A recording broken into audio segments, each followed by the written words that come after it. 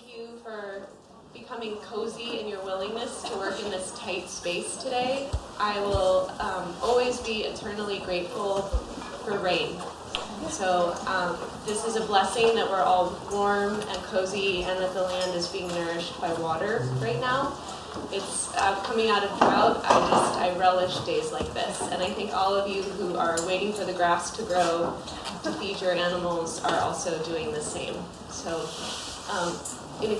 so we barter. We barter for, we lose a little bit of lawn today. We were all going to be outside watching sheep get sheared and hooves getting trimmed and all kinds of other activities, but most of those activities will be out in the main tent, which is behind this building.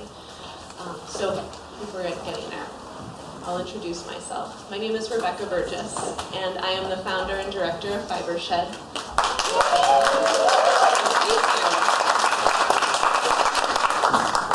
And I am, again, honored to share this day with all of these volunteers, all of these hardworking farmers, ranchers, and artisans who put their heart into preparing for today and bringing you goods that reflect the language of our land.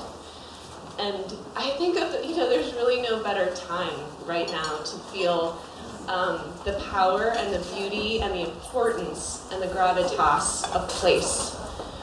I think with so much going on in the larger federal and other political spheres, we have this opportunity to ground. We have this opportunity to come home. As Wendell Berry states, the simple acts of working in your home place are the most powerful. They have the most impact. And I wanted to explain to you why I focus on the bioregion as such an important cornerstone of this work. So I spent some time in Southeast Asia, as many of you know, and when I was working with tribes there, they would always ask me, well, what are you making in your home community? What are your fibers? What are your dyes? They never really were that interested in me buying things from them ultimately. They were interested in having a relationship as an artisan to an artisan. They were interested in a livestock manager to a livestock manager conversation.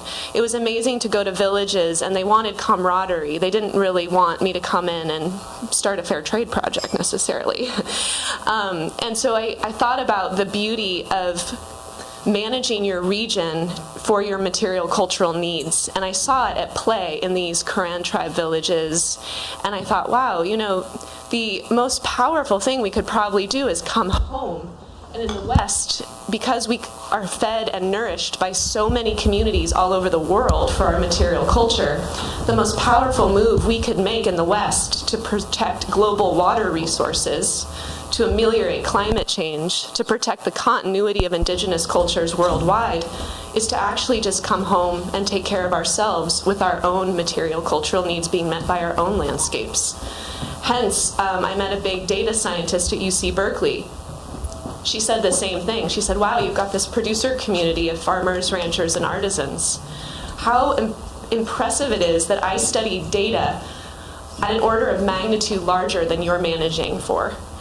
However, when I look at what you're doing at the grassroots level, it is the cornerstone of protecting global water resources, ameliorating climate change. Your local economic development, by protecting and enhancing the economy of your place, you are protecting all places.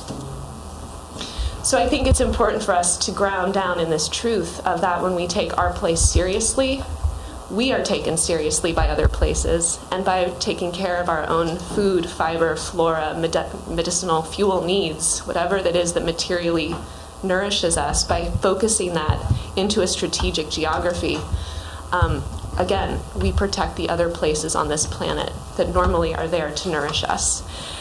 So I'll just leave with that grounding of why we're doing this theme of the love of place. And you are surrounded right now by producers from 19 counties, including the High Desert Fibershed, who is here, including Lynn Moody, who's here from the south with the Santa Cruz Island Sheep Project.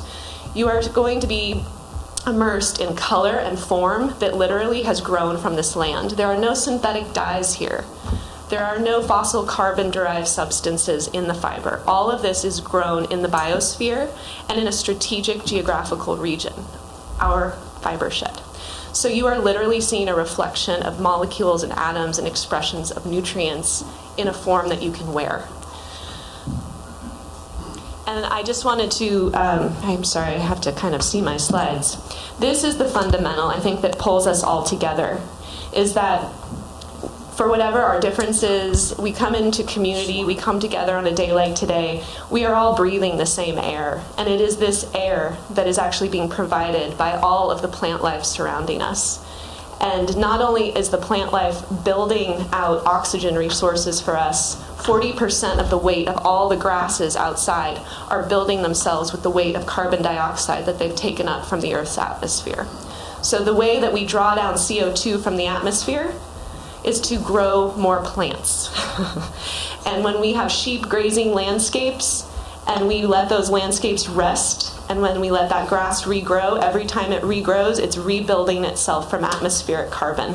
So literally, we are just, when we are here working with all these producers, exchanging money for yarn or making our own sweater or buying a skin, we are literally carbon cycle managers. We're moving the carbon through the biosphere. So don't think of it as an economic exchange, think of it as a carbon cycle manager. These are the carbon farm practices that we're promoting in our work right now. You will hear today updates from many people who are already doing this work. So I don't have to go into depth anymore and tell you all about why carbon farming is so important, because other people who are actually doing it will tell you why. But these are the practices through the NRCS. These are Dust Bowl era practices that are still supported by our government, actually. Hopefully they'll continue to be cost shared for farmers and ranchers. And these practices all sequester greenhouse gases and have a measurable impact that we actually can estimate. So in our work, you'll hear today also that these producers in our community are getting access to learning about soil carbon through getting to sample it themselves. So you'll meet Kelsey Brewer here today, who's a Fibershed soil scientist, and he is helping teach people how to test how much carbon is in their soil. So if they go out and do a landscape shift, they plant a hedgerow, they put compost on their rangelands, they plant a windbreak, we can come back a few years later and see how much carbon has literally been drawn down, and we will figure out if it's permanent or impermanent. All of that will be worked out. But the idea is that we're democratizing soil carbon. It's very powerful that laboratories and good science is done related to this work, but it's also very powerful for farmers and ranchers and land managers to have a feedback loop. To say, I'm doing this on the land, I'm taking my own soil samples, I'm going to make a land management shift. Now I'm seeing the results of that land management shift 3 years later in how much carbon I've pulled out of the atmosphere. And again, it's about democratizing the science. So we call it the Citizen Science Protocol.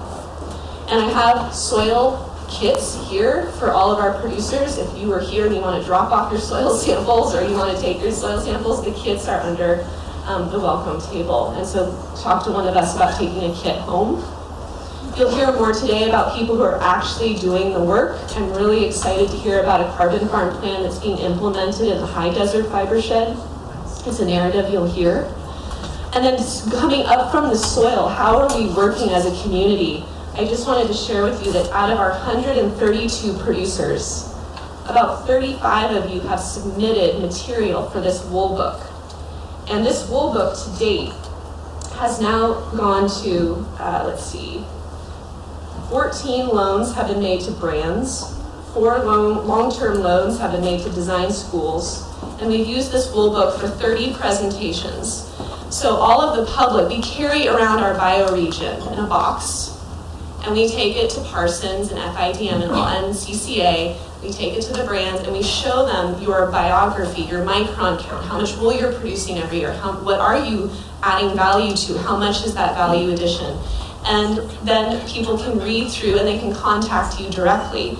And I would just wanted to say, there's a zero fallout designer from Parsons School of Design, and he said, the wool book is such a great access point to talk about general systems. He loves how the book includes the farms of different sizes. So if you have 3 sheep, you are in this book. If you have 1,000 sheep, you're in this book. It's a perfect example of transforming things at a systems level at a time when my students face such enormous challenges. The systems have gotten so far from the source. I applaud that the source is now on my desk.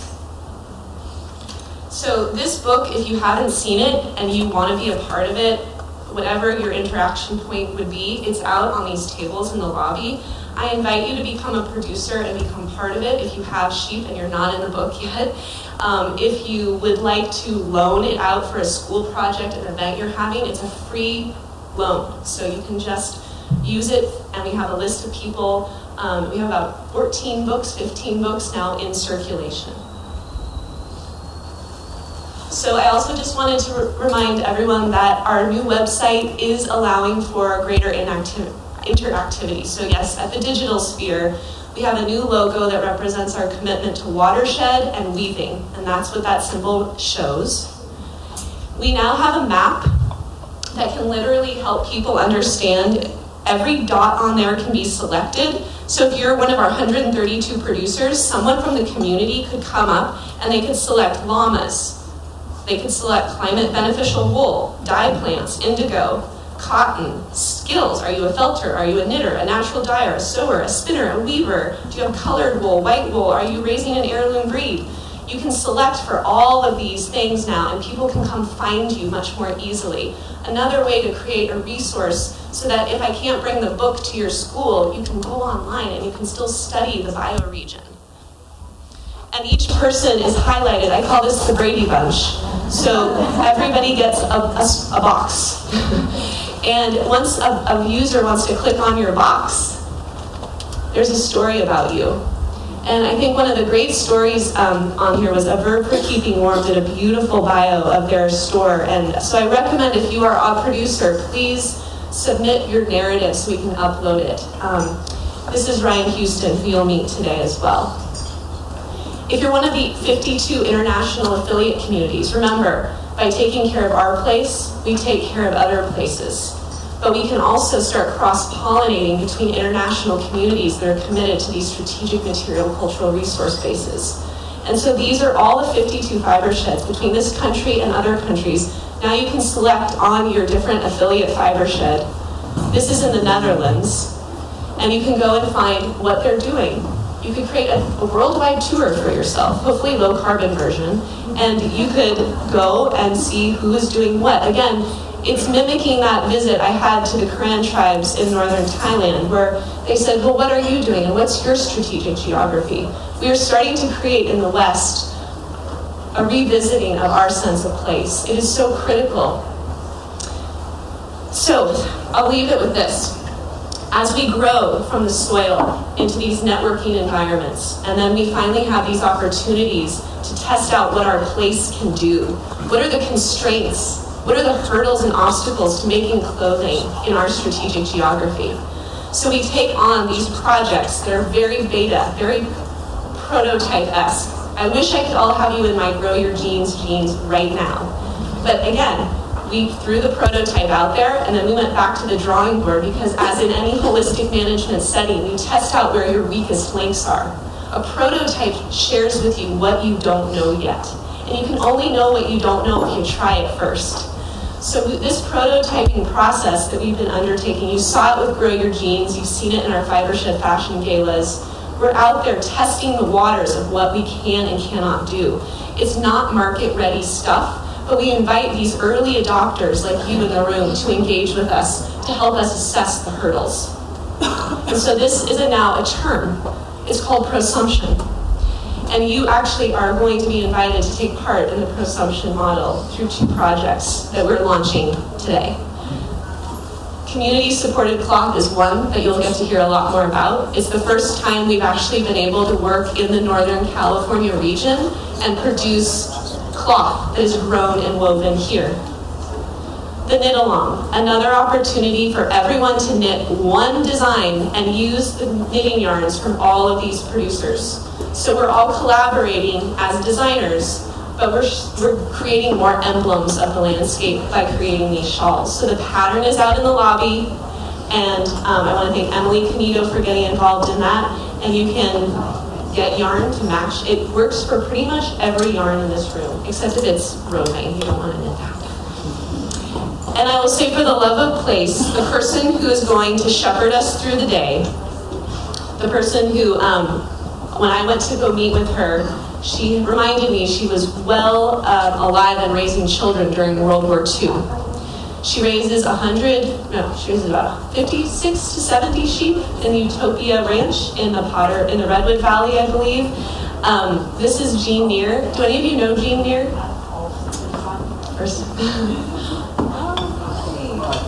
Jean Neer's son is here. Jean Neer is the woman who inspired the first 150-mile wardrobe with me. I have sweaters made from sheets named Daisy and Reba. I have a sweater from Daisy and Reba. And I just wanted to inspire us all at this time when things in the world, again, are accelerating in their change. From climate to politics, I feel like when you hear the wisdom of our elders, you are reminded that there have been many challenges before us, before our generation, and they were overcome.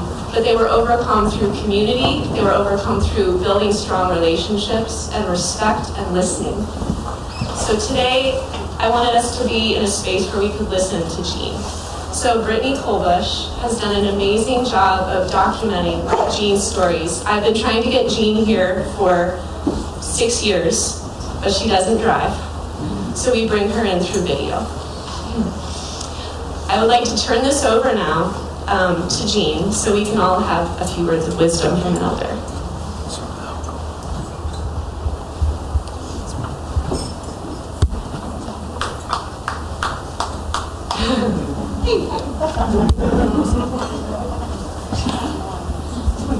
It begins in our childhood with Mary had the little lamb. His fleece was going to snow, And everywhere that Mary went, the lamb was sure to go.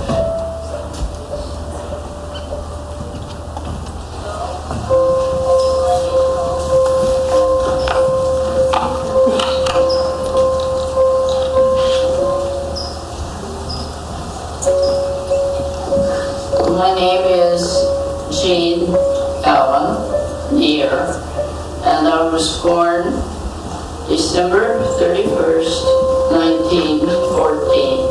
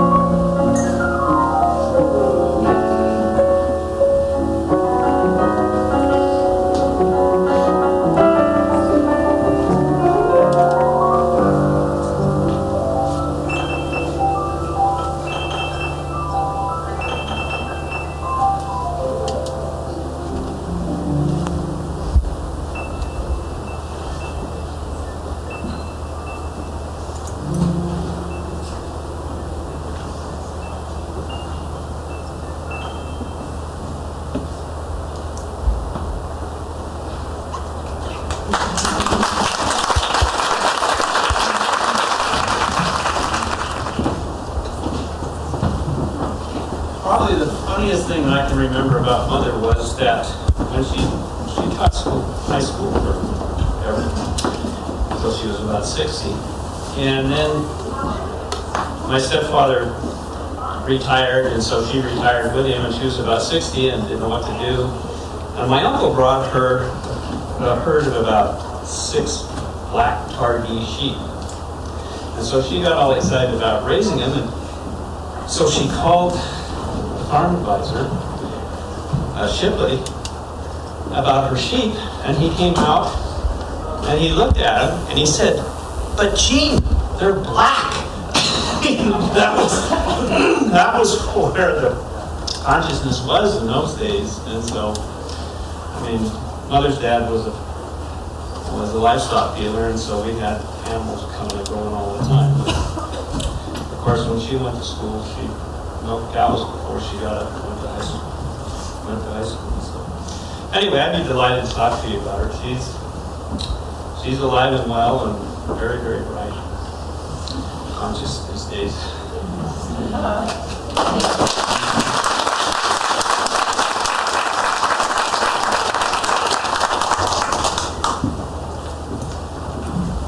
I'm so glad that you got to share, because I always get choked up when I watch it, and I've watched it about 1,000 times. Good morning. My name is Brittany Cole-Bush. I call myself a modern-day shepherdess of animal, people, and projects. I'm going to do some human herding back there. I hear that there needs to be some more space. It looks like there's some seats, so hope everybody out there can get in there. Raise your hand if you have an empty seat next to you. Great. So anybody who needs chairs, find a neighbor, make a friend. Great.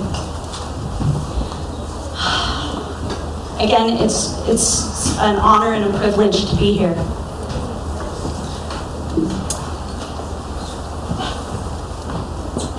Can you please advance the slide?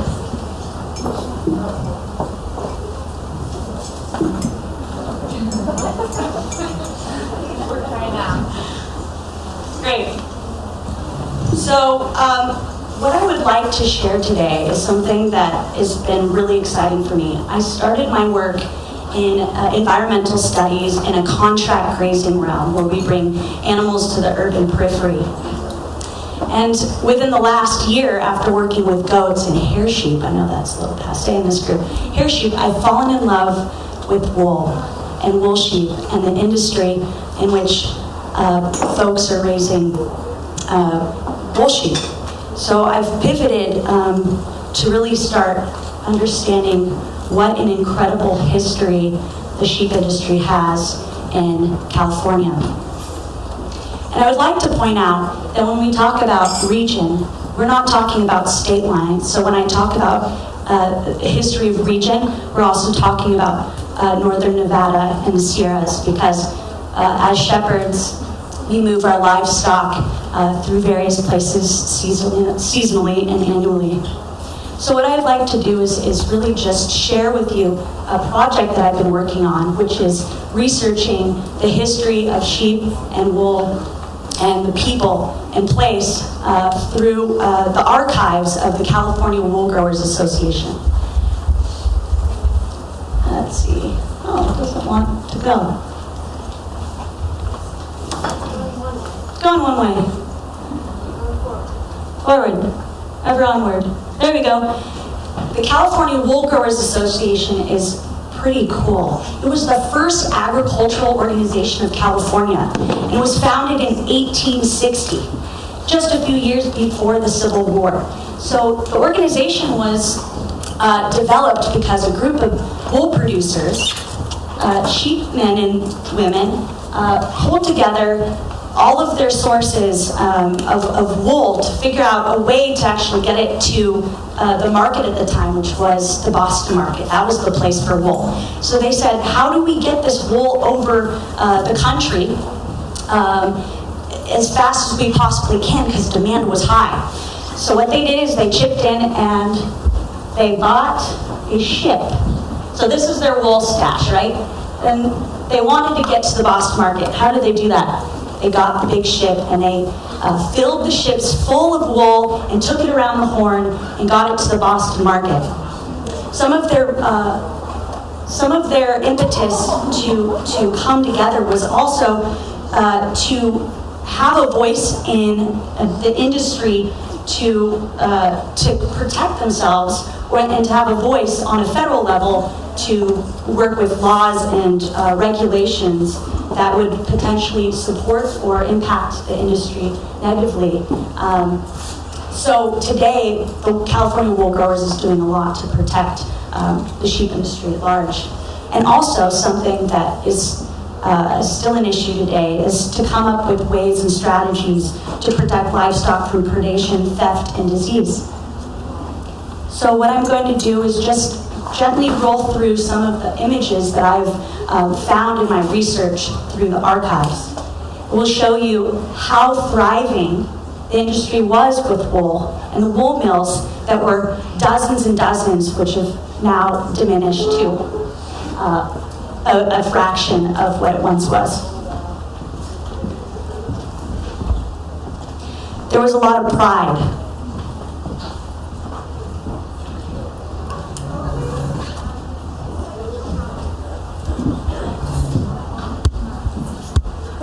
Look at the sheer amount of wool that there was. Now you can see why there had to be big train shipments and boats filled with this. So these photographs vary from over the last 100 years.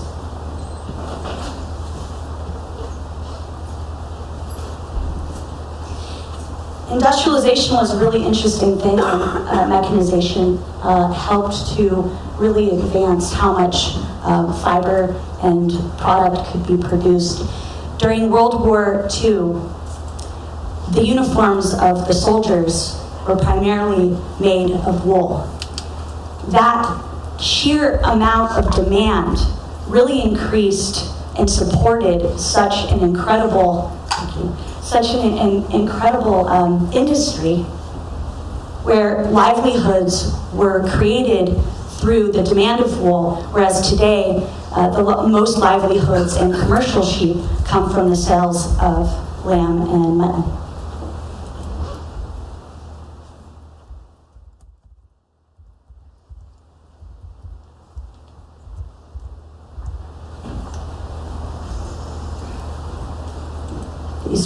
These photos get me jazzed up when we're talking about wool mills.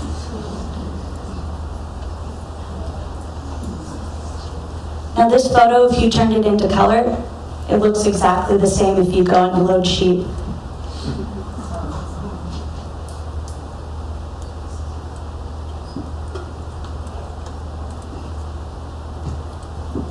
I like this picture.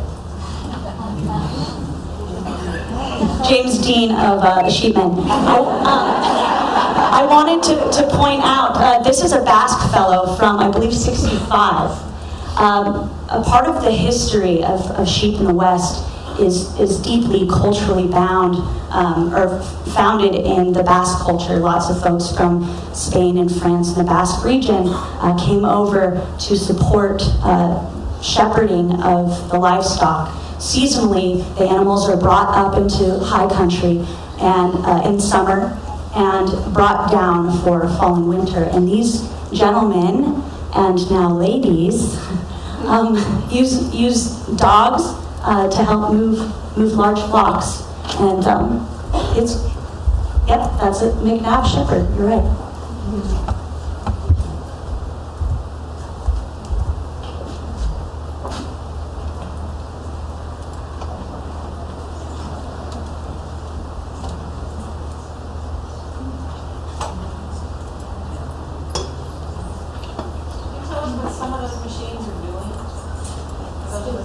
Spinning.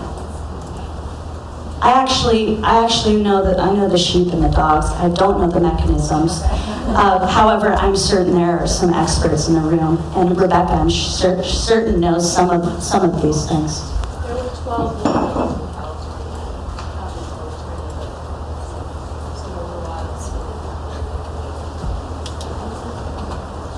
Can you repeat that? There were 12 wool mills in California up until the turn of the last century, and they were weaving and spinning. They were creating full life cycle right here in California for carriage blankets and coats, military and non-military garments. And so we were able to make our own cloth in about 12 different locations, including Albany, for those of you who live in the Bay Area.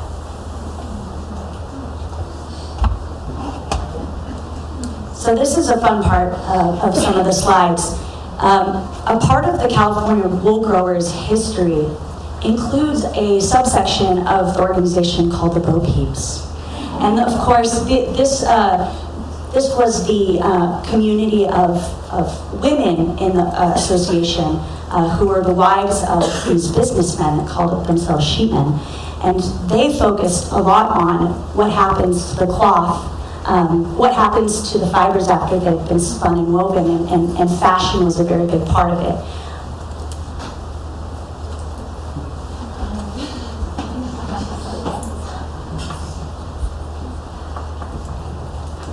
Swanky, what year's that?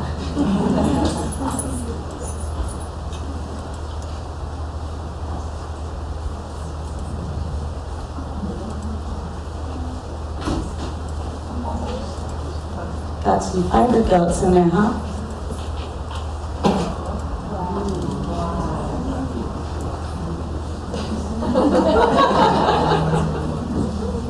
I hope they make them like they used to.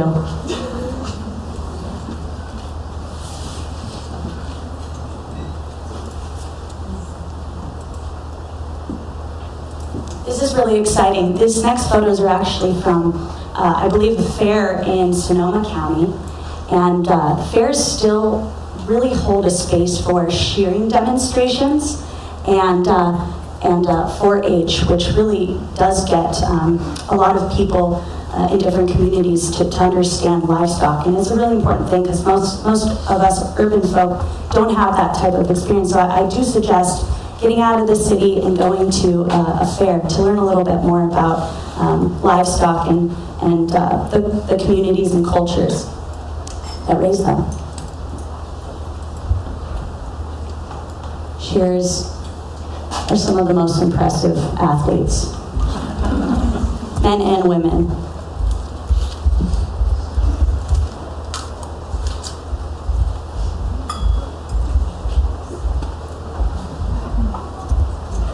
These are some special sheep. These are the sheep of Robert Irwin's mother.